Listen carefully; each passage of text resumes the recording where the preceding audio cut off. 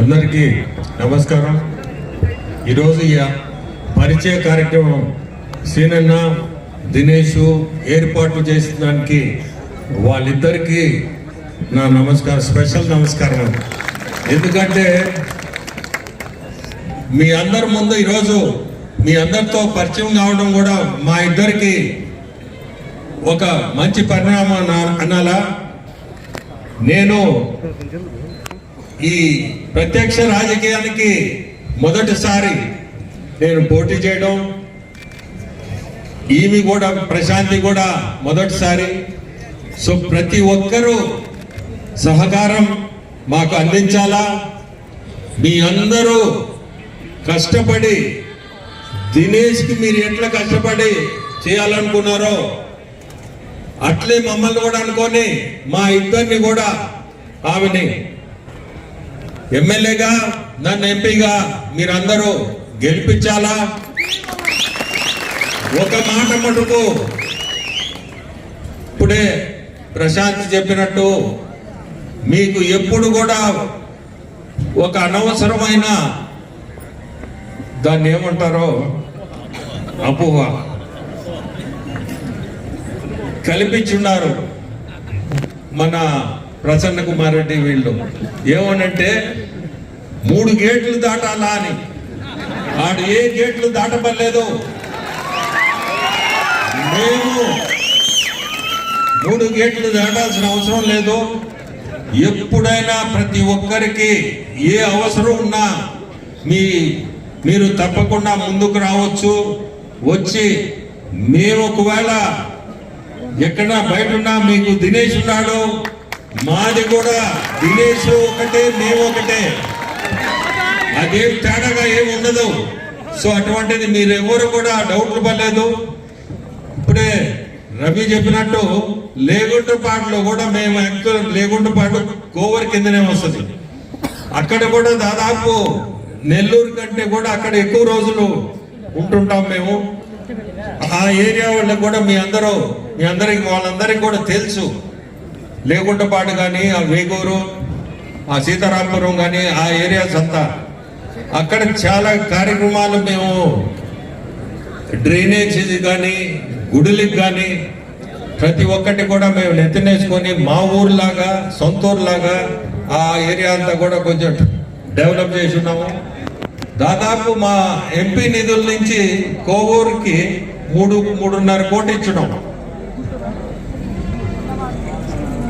Jonnawada temple కాడ కానీ, ఇంకా వేరే ఊర్లలో డ్రైన్స్ అని, రోడ్స్ అని దాదాపు 3.5 కోట్లు పెట్టి మేము కోవూరు కాన్స్టిట్యున్సీకి, ఒక్క కోవూరు కాన్స్టిట్యున్సీకి నా నిధుల నుంచి ఇచ్చున్నాం. సో కోవూరు మీద తెలియని ఇది కూడా చేసి ఉన్నాం. మేము మంచి చేసి ఉన్నాం. అంటే మాకు కామాక్షమ్మ గుడి, అక్కడ కూడా ఆ గుడిని వెడల్పు చేయించి పెన్నా నది సైడు ఆ వెడల్పు చేయడం కూడా దాన్ని మేమే టెంపుల్ వాళ్ళకి చెప్పి దాన్ని వెడల్పు చేయించి ఒక శుక్రవారం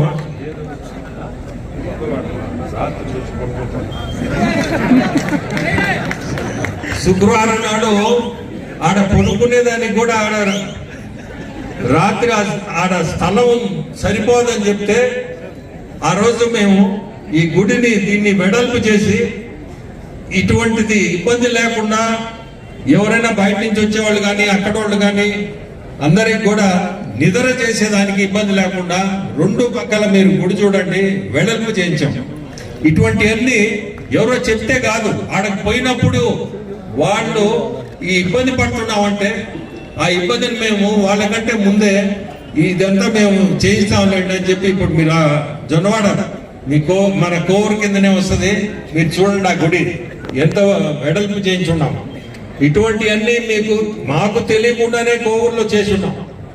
ఈరోజు కోవూరు అభ్యర్థిగా రావడం,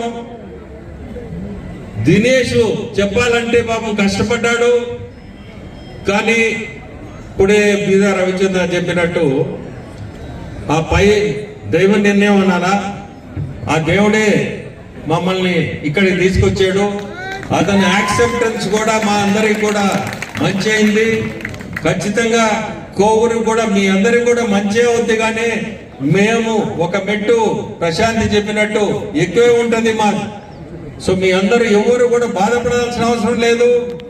ఏదో మార్పు వచ్చిందే రేపు వీళ్ళతో ఎట్ల బాగా వెళ్తూ అనేది ఆ డౌట్లు ఎవరికి పడలేదు. మేము మామూలు మనుషులమే. అపోజిషన్ వాళ్ళు చెప్పే మాటలు మటుకు నమ్మబాకండి, అది ఒక్కటే. ఎందుకంటే చాలా మంది వచ్చి నాకు ఏది మీ ఇక్కడ ఇంట్లోకి రాలేరంటే, కలవరంటే, మనుషులతో మాట్లాడారంటే అది నచ్చటంలా నాకు. మేము అందరితో కలిసేవాళ్ళమే, అందరితో నడిచేవాళ్ళం. సో మీ అందరికీ కోరుకునేది ఒకటే, ప్రశాంతంని ఎమ్మెల్యేగా గెలిపించండి, నన్ను ఎంపీగా ఓటేసి గెలిపించండి. వద్దు 5 లక్షలు వద్దు, అంత పెద్ద మెజారిటీ పర్లేదు, గెలిపించండి చాలు. అందరికీ నమస్కారం. ముందుగా మరిన్ని అప్డేట్స్ కోసం మన HN9 టీవీ ఛానల్ ని సబ్స్క్రైబ్ చేసుకోండి.